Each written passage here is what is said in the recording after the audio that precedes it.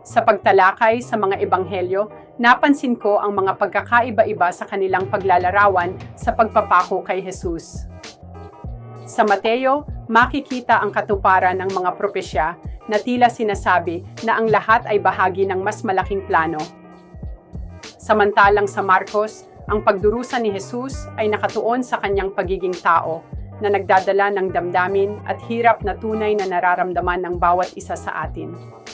Sa Lucas, ang pagtuon sa awa at kapatawaran ay nagbibigay ng pag-asa na kahit sa gitna ng pagdurusa, may liwanag pa rin. At sa Juan, ang pagbibigay diin sa pagkakaisa ng ama at anak ay nagpapakita ng mas malalim na teolohikal na pananaw. Ang mga pananaw na ito ay hindi lamang mga kwento. Sila ay mga salamin ng ating sariling karanasan sa pananampalataya at pagsubok. Alin sa mga ito ang higit na nakakatugon sa akin? Para sa akin, ang mensahe ng pag-asa at kapatawaran sa Lucas ang pinaka-nakakaantig.